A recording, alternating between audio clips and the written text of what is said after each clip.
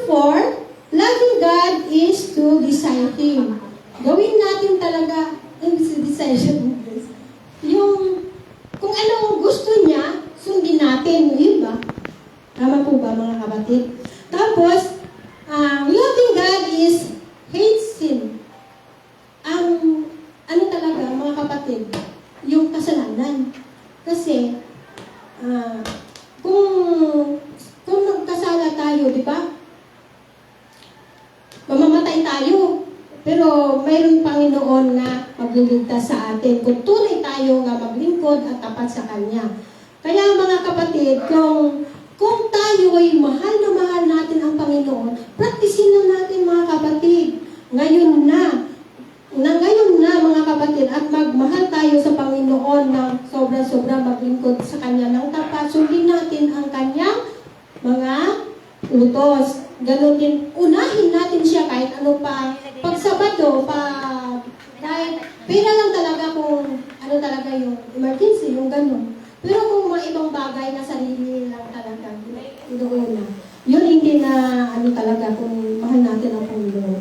Love God above all, and make Him number one in our heart. Number one talaga yung pagmamahal natin sa Panginoon. Yun ang may kantang, ano ko yung gusto ko rin yan? My first love, my sweet love, my true love is Jesus. Oh, how I love my first love. Is real love, so true. Diba yung mga kapatid? Kung mahal natin ang ating Panginoon, ay gawin natin kung ano ang gusto niya. Diba? Hindi sa sariling sikap natin. Ito sa Mateo 22:36-38. Ano ba ang dakilang utos? Di ba may nagtanong doon ng Espiritu? Sa text 37, sabi sa kanya ng Panginoon, ibigin mo ang Panginoon mong Diyos ng buong puso mo at buong kaluluwa mo at ng buong pag-iisip mo. Sa number 28, ito ang dakila at unang utos sa banal na kasulatan na mayroon. So, banal na kasulatan kasi mga kapatid, mayroon 611 na kautusan. Pero sa lahat ng mga kautusan na ito, mayroon dakilang utos. Ano yung mga kapatid? Ibigin ang Diyos ng buong puso mo, buong isip mo, buong kaluluwa mo. Kaya mga kapatid, sa umagang ito, dapat praktisin na natin talaga na wala nang iba na pagmamahal natin. Ang Panginoon talaga unahin natin mga kapatid. Yun lang po mga kapatid, at happy Sabbath. Tayo po tumayo sa ating panalangin. Dakila at makapangyarihan ng Diyos ng araw na sa langit. Maraming salamat Panginoon sa mga pagtutulong at ikaw na bigay sa amin ng kaligtasan. Ngayon na sa gabi sa mga pagtulong, nalipiso ng isang umaga. Naligtas Panginoon at naglo. Sa araw ng Sabat na ito ay dito kami sa iyong mga sambahan, pagpapurihan at pagpasalamatan Panginoon. Nawa, puspusin mo kayo sa kami sa iyong mga Espiritu na sa gatong magawa namin ang namin sa iyong tuluban at mauna namin ikaw bilang aming pag-ibig Panginoon, magmahal kami sa iyo ng mga kaus-puso, buong puso namin, buong isip, buong luluwag namin Panginoon, ikaw ang unahin namin sa mga oras. Pagpalain ang bawat isa sa araw ng Sabat ito, tapos pagdating ng araw, pagdating natin ito, ikaw magbigay sa amin ng kaunawaan at magbigay sa amin ng lahat ng mga salita namin na kapatuloy sa amin sa ito.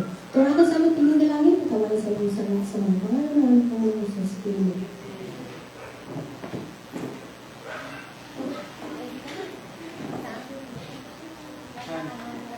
Participants, sabi ko kayo manalangin.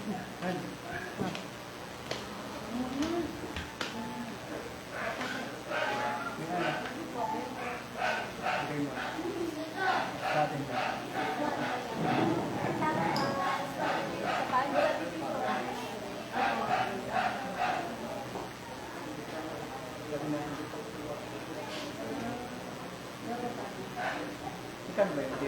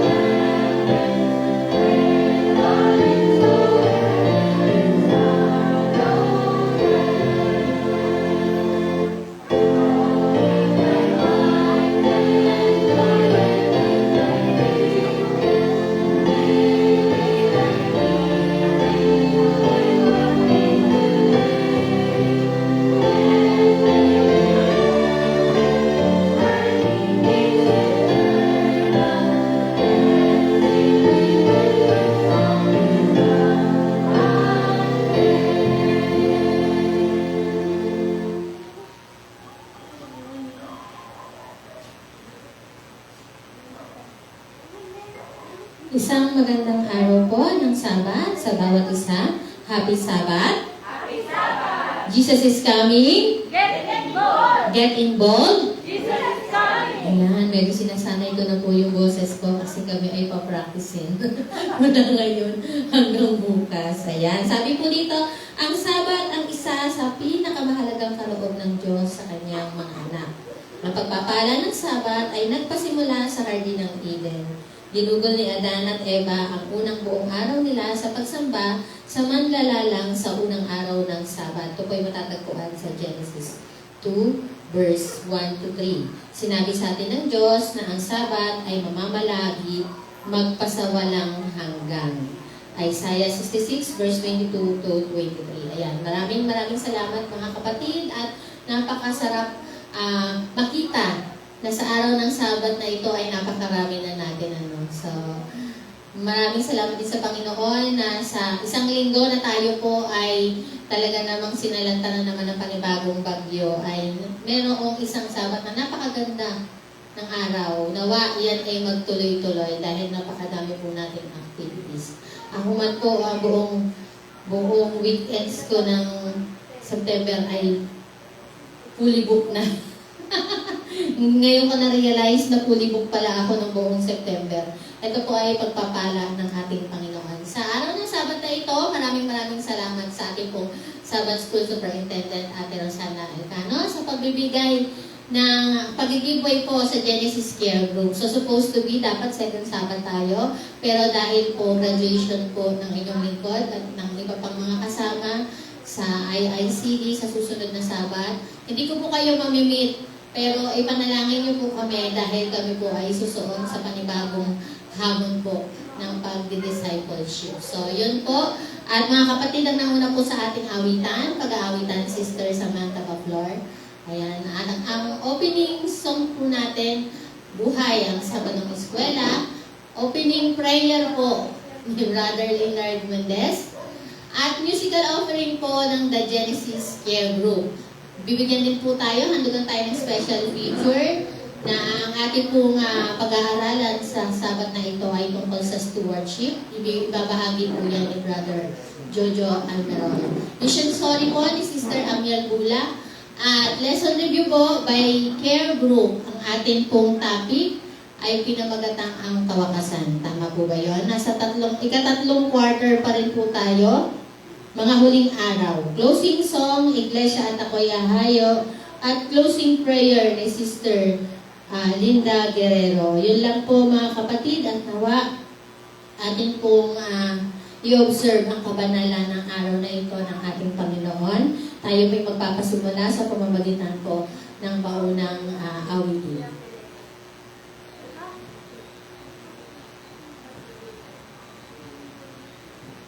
Para po sa ating isang tayo po lahat, tumara tayo buhat sa Biblia.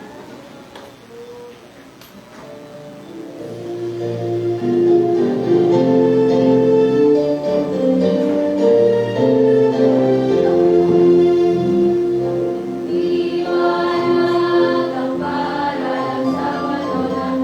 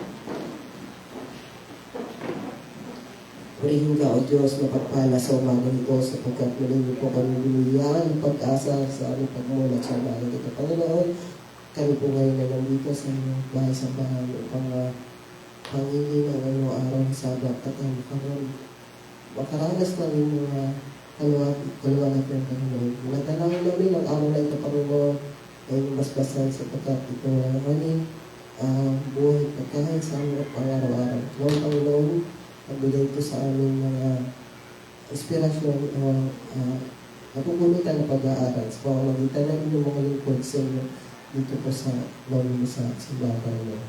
Lord, dinadalangin namin ang mga parating pa Panginoon at sa mga hindi nakarating Panginoon. Ingatan niyo nawa sila at hindi po silang pabayaan Panginoon. Dalangin namin naman ang maghapon ito ay inyong bigay blessing para po sa aming Panginoon at magamit namin na ay bahagi sa aming mga mahal sa mga mahal namin sa buwan. Natawag po ang ulan sa aming pagkukulang sa pagkakasala po ang dalangin sa pangalan ng Jesus na aming Tagapagligtas. Amen.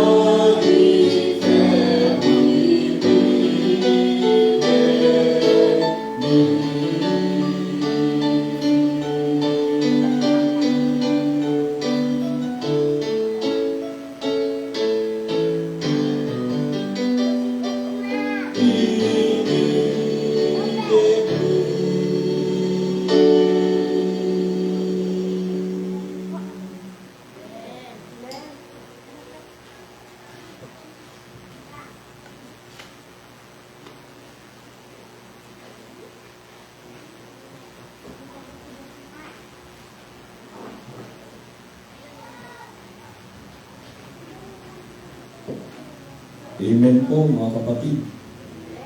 Maraming salamat po sa musical offering po na pinagkaloob po sa atin ng The Genesis Care Group. Ako po kung patuloy pa, mga kapatid, tayo po muna yung manalangin. Ako namin banal, Diyos na makapangalan sa lahat, Panginoon sa mga po ito. Ano po sinasama po ang pagkakataon ito na ako po mag-special feature about po musical stewardship. Ako po, Panginoon, ay kayo po ang yung kalooban lang po ang siyang mangyari sa bahay ito. Kaya po, ako sa mga Panginoon, alam lang mo sa mga sa pangalan ni Jesus. Amen. So, napili ko pong topic mga kapatid sa special feature ngayong umaga po is about stewardship of music. Kasi po mga kapatid, ako po ay mahilig talaga sa musika. Sige, ng bata pa ako. Kaya po mga kapatid, ang tawag ako ng bata pa ako, kabisado ko pa yung yung maliit po na absog sambay, maitim. So, alam ko po nun mga kapatid yung po mga hymn number po nun. So, pag tayo po sa leader mga kapatid, hindi po dapat natin sabihin po, pag mapapaawit tayo na para po sa ating pag-aawitan, isa po natin ang page, ganyan.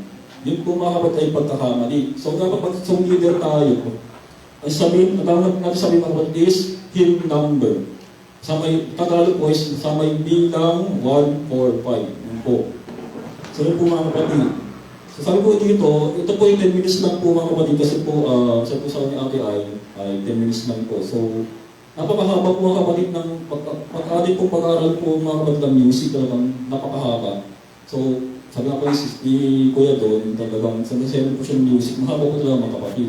Kasi po, Google po ito na maghapon. Talagang lahat ng about music talaga ay ating po pag-aaral. Sabi nga po dito mga kapatid,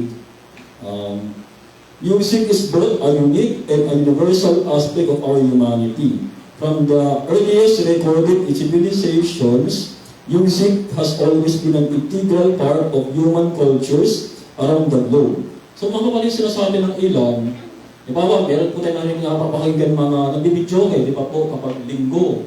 Di ba po mga kapatid, minsan naisip natin, ako po sa totoo lang, pag nakikinig po ako ng mga umaawit, minsan po, sabi nila, ay kasiyahan ko ito gusto ko ito. So, sabi nga po, may nagsabi po sa akin na, ay Brother Joe, ang musika daw po para sa kanya ay hindi para sa kanya, pero gusto niya kumawit. Ano po? Meron naman po mga kapatid na mahilig sa music, pero hindi siya magaling kumanta. Meron po mga kapatid. So, iba-iba po tayo ng talento about po sa music. So, sabi nga po sa ibang term mga kapatid, pag nabibidyoke po mga kapatid ng iba, di ba po pag nasing na siya, halos yung timing niya, hindi na niya nasusunod. Sabi nga, parang ikaw na nakikinig, parang ayaw mo siyang pakinggan, parang sobrang naiinis ka na, naaasar ka na. Parang ano ba ito? Taong ito. Kumakanta siya, pero yung timing niya at yung word, yung lyrics niya, minsan mali yung timing po kasi niya. Tawag po sa music po kasi yung mga kapatid, kapag kumakanta po tayo, kailangan natutumbok mo yung tamang nota, natutumbok mo rin yung timing. So, maganda. Pero sabi sa akin ng kuya ko, Joe, huwag mo na pakialaman yung mga yan.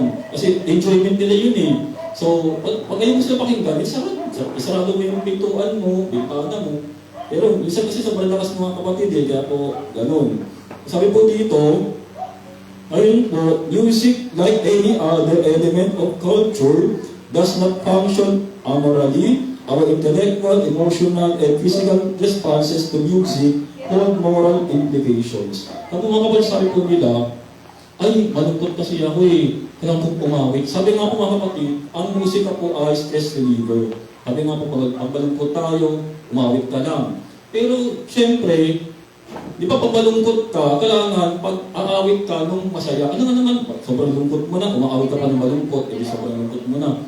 Nangyayari po niyan mga kapatid. Kapag sobrang lungkot mo na, at yung pinakinggan mo pa is sentimental music o malungkot, ang nangyayari, ang tendency po ng mga kapatid, nagpapataba tayo ang isang tao. So pag malungkot ka, huwag ka lang makinig ng musika na mas malungkot pa. Kailangan makinig ka ng mga, yung mga musikang, yung mga masaya. Siyempre, malungkot ka na Pag masaya ka naman, huwag ka naman aawit ng malungkot. Siyempre, parang sasabi nila, kumanta ka ng sobrang lungkot mo. Yan, sabi nila, ay gusto ko kumawit. Minsan po mga kapatid, ang isang tao, kapag problemado, depressed na, nakita sa music yan. Minsan, Naka-headset ang mga kapatid, di ba po? Tapos hindi mo alam, inuutusan ka na pala ng magulang mo. Kaya tama na, na.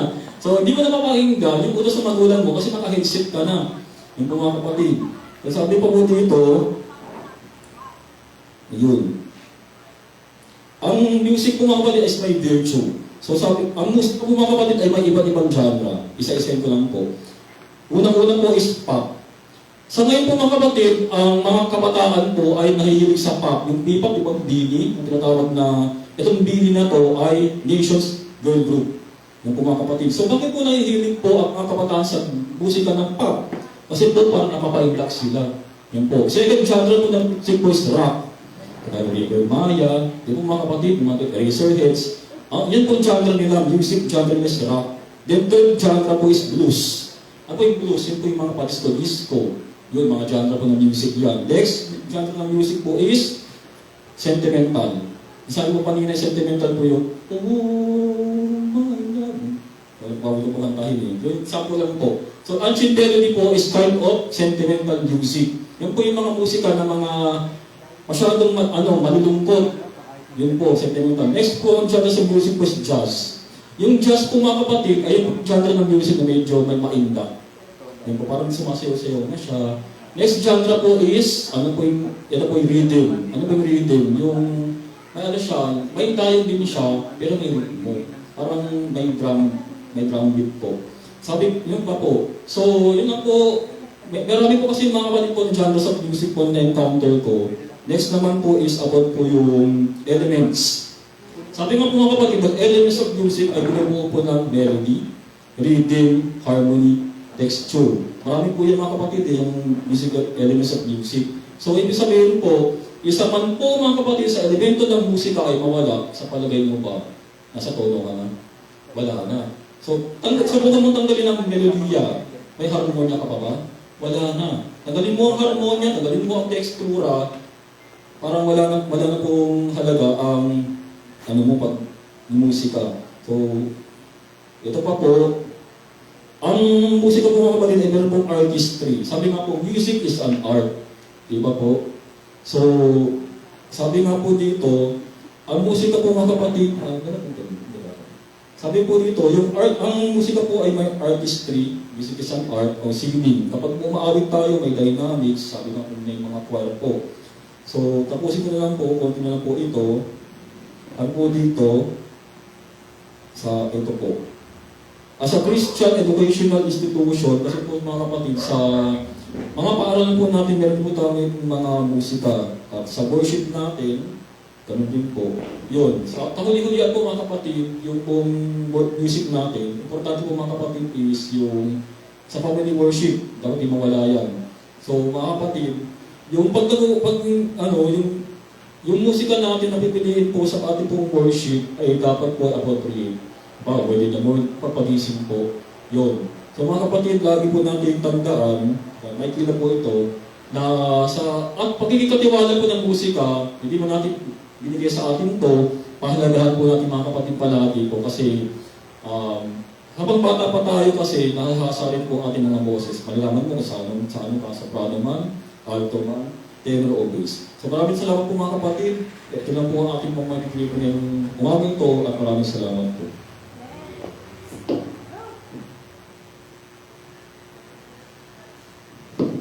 Atin pong tunghayan sa pamamagitan po ng video clip ang mission story.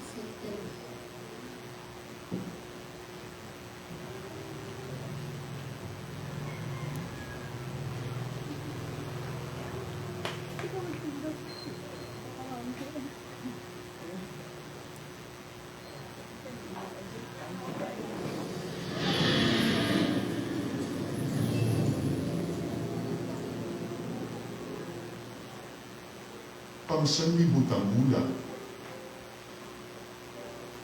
Higit pa sa Hello, September 7, Costa Rica. Harlan. Nakita ni Harlan si Flor na naglalakad sa kalsada nang pauwi siya ng bahay. Dating pulis si Harlan kaya alam niya na kayang ibenta ni Flor ang anumang gamit para makabili ng alak at droga. Nakilala ni Flor si Harlan. Magkalapit lang kasi ang bahay nila sa lugar sa isang bayan ng Costa Rica. Dati ay nagbabatian naman sila, ngunit hindi na ngayon. Sa araw na ito, nadama ni Harlan na gusto niyang kamustahin si Flor ng mas higit pa sa hello. "Kamusta ka na?" tanong niya. "Kamusta ang buhay mo?" "Hindi maganda," malungkot na sagot ni Flor. Tinitigan ni Harlan si Flor. "May makakain ka ba?" tanong niya. Napayuko si Flor at nagsimulang umiyak. Naglakad si Harlan papunta sa tindahan at ibinili niya ng pagkain si Flor. Sa kanyang pag-uwi, dumaan siya sa bahay ni Flor upang mag-iwan ng isang box na groceries. Kinabukasan, nakita ni Harlan ang kanyang pastor sa simbahan sa labas ng isang bangko. "Mayroon akong kaunting pagkain dito," sabi ng pastor, at ipinakita ang isang bag na puno ng bigas, beans, mantika, harina, at iba pang mga pagkain. "May kilala ka bang nangangailangan nito?" "Oo," sabi ni Harlan. "May kapitbahay ako na walang makain." "O sige, kunin mo ito at ibigay sa kanya," sabi niya. Inaya ni Harlan ang pastor na sumama sa kanya. Pumunta ang dalawa sa bahay ni Flor at binigyan siya ng pagkain. Laking pasasalamat ni Flor. Habang nag-uusap sila, tinanong ni Harlan kung gusto niya mag-aral ng Biblia. Umayag naman si Flor. Kinabukasan ay dumating si Harlan sa bahay ni Flor kasama ang 3 kapatiran sa simbahan. Dahil sa hindi mainam na kondisyon ng bahay ni Flor ay pinili nilang sa labas na lang ng bahay maglagay ng upuan at lamesa para sa Bible study. Pagkatapos nito ay nagpatuloy sa pagkikita ang grupo, minsan sa isang linggo, para kumanta at mag-aral ng Biblia. Mahilig kumanta si Flor, at mas gusto niya ang isang kanta na may mga salitang, "Give me a new heart." Nagsimulang magbago ang puso ni Flor. Tumigil na siya sa pang-iinsulto at pananakit sa mga kapamilya at kapitbahay na nagpagalit sa kanya. Naging dalisay ang kanyang pananalita. 2 buwan pagkatapos ng mga pag-aaral sa Biblia, nagsimula ang tag-ulan sa Costa Rica, at ang grupo ay hindi na nakapagkita dahil mababasa sila ng ulan sa loob ng bakuran ni Flor. Na-miss ni Flor ang kanilang lingguhang pagtitipon, kaya hinanap niya ang kanyang mga kagrupo sa simbahan ng Seventh-day Adventist Church noong Sabat. Kahit walang nag-imbita sa kanya sa simbahan ay kusa siyang nagsimba. 2 buwan pa ang lumipas ay tinanong ng pastor si Flor kung gusto niyang ibigay ang kanyang puso kay Jesus sa bautismo. Nagustuhan niya ang tanong. "Oo," sabi niya. "Wala pang nagtanong sa akin kung gusto kong magpabinyag." Makalipas ang ilang araw ay lumubog si Flor sa ilalim ng tubig ng pagsisisi. Si Flor ay kilala sa kanilang lugar. Alam ng lahat ang kanyang buhay. Nakita ng mga tao kung paano siya nagbago. At namangha sila nang makita siyang masayang naglalakad pa uwi pagkatapos ng kanyang binyag. Nilapitan siya ng mga tao upang yakapin at batiin siya. Masayang masaya si Flor. Ilang taon na siyang hindi nakakaranas ng yakap. Ilang buwan pagkatapos ng kanyang binyag, si Flor ay nanatiling isang tapat na Seventh-day Adventist sa Costa Rica. "Nagpapasalamat ako sa Diyos para sa aking bagong buhay," sabi niya. "Nagpapasalamat ako sa lahat ng tulong na ginawa ng mga miyembro ng simbahan para sa akin." Pinuri ni Harlan ang Diyos na siyang nagpabago sa buhay ni Flor. Naniniwala rin siya na ang banal na espiritu ang nagudyok sa kanya na lumapit kay Flor at magsabi ng higit pa sa hello noong araw na wala siyang pagkain. "Ang Diyos ay dakila," sabi ni Harlan. "Walang napakahirap na hindi niya kayang gawin." Ang mission story na ito ay nagbibigay ng panloob na pananaw sa buhay sa Costa Rica at mga hamon ng misyon doon. Ang pagbabahagi ng 13th Sabbath offering sa quarter na ito ay makakatulong sa pagbukas ng isang center of influence na magbabahagi ng pagmamahal ni Jesus sa mga bata na nanganganib na malulong sa droga at alkohol. Salamat sa pagpaplano ng isang mapagbigay na handog sa ika-28 ng Setyembre.